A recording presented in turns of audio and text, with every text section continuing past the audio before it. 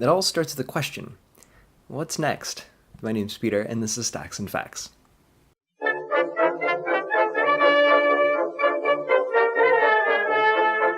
Y'all, I am finishing classes this Friday, and ain't that something? I'm gonna have a master's in February because that's when conferral is, but for all intents and purposes, come this Friday, I'm done with school for ever, and that's a weird feeling. So this video is going to be a little bit different because that's how I do. This past month has been super busy, super exciting, so much has happened, so I'm just going to do a quick recap.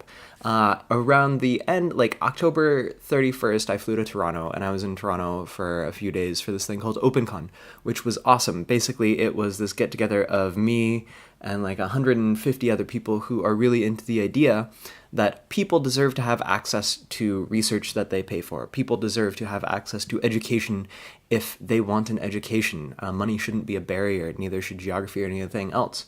And we just spent 3 or 4 days together thinking about solutions to that and understanding why that was a problem. And that was so great. And then I came home a little bit after that for a week or so, and then I flew to Huntsville, Alabama for this thing called ThinkerCon, which was also amazing. If you haven't heard about what ThinkerCon is, or if you weren't following me on social media, ThinkerCon is, or was rather, this first go-round of basically a bunch of folks from the internet who do things to get people to think.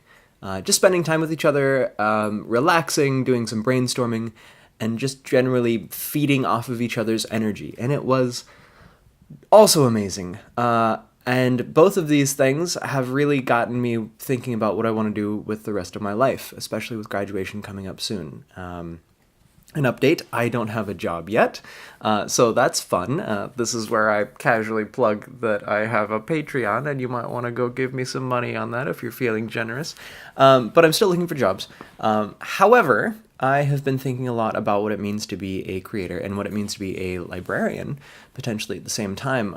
And I think that there's space for someone who fits both of those roles. When I think about what it means to be a librarian, what I think about what draws me to the profession, I think about how it lets me fill this role as an in-between, between a community and the information that community needs to succeed. And I think that there's a role for that, for someone like that, for online creators, for internet creators, especially for folks who make educational content, since that's my jam.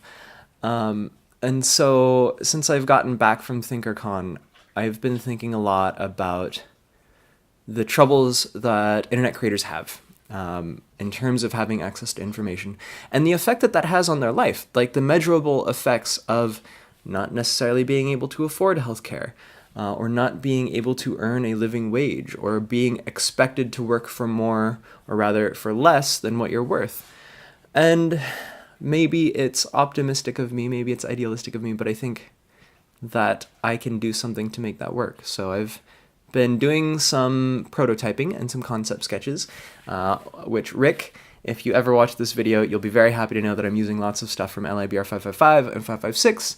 I think that there's something I can do to facilitate access to this information. I've already started doing some information gathering. I put together some surveys to get the feels of how internet creators are feeling around things like compensation and around how things like their work affects their health, because this information doesn't exist.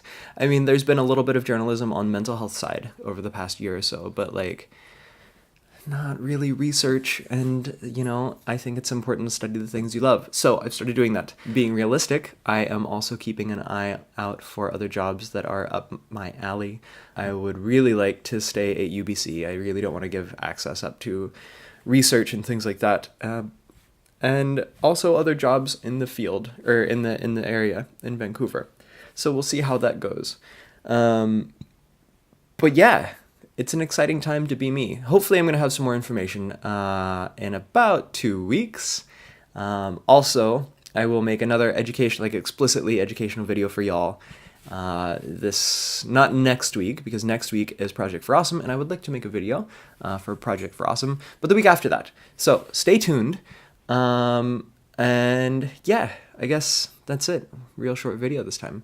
As always, thanks for watching. And until next time, don't forget to ask questions. Okay. And happy holidays. Christmas tree. All right. Bye, y'all.